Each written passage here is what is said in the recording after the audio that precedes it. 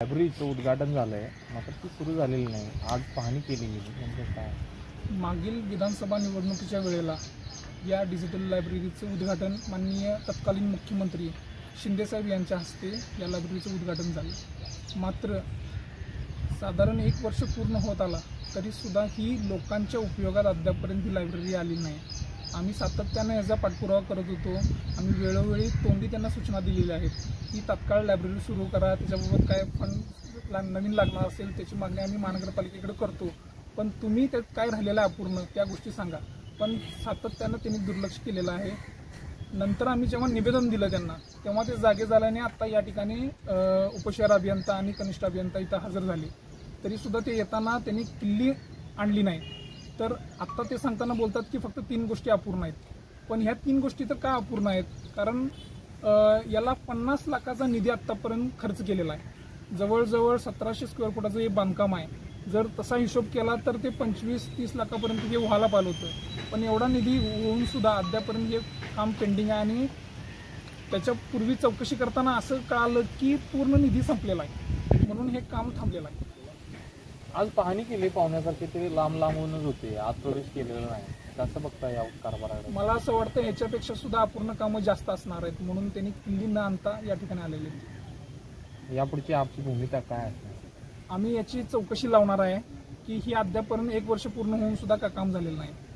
जर तुम्ही लोकांना निवडणुकीच्या तोंडावर उद्घाटन करता, निधी दाखवता, पण प्रत्यक्ष त्याचा फॉलोअप कोणी लोकप्रतिनिधी घेत नाहीत.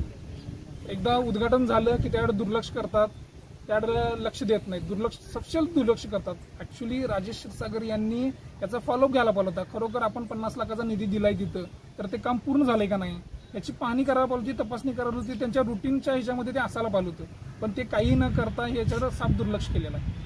आता आप तर याचा फॉलोअप घेणार आहे?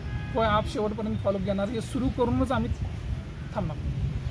ओके, मंजुरी नाही गेल्या वर्षी आणि इस्टिमेटप्रमाणे जे काम झालेलं आहे, जे काय काम आता आवश्यक आहे करायचं ते आपण इस्टिमेट करून लवकरच करून घेत आहोत. अजूनपर्यंत ही लायब्ररी का सुरू झालेली नाही, काय कारण आहे?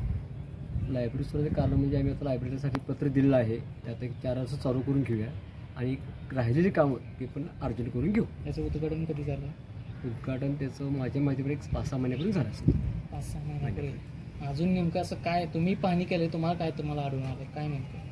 पण नेमका दराबद्दल आज जाता आलेलं नाही. आपण परत उद्या परवा त्याची पाहणी करू. एका बाजूला पूर्ण झाले म्हणताय, दुसऱ्या बाजूला ओपन झालेलं नाही. नेमकं काय मुद्दा काय? आणि ओपन करून परत 2 दिवसांची आपण पाहणी करू. आज जाऊन सगळं बघू काय असेल ना, अर्जन्सीचे काम करून घेऊ. आता पाहणी करायला काय अडचण आहे?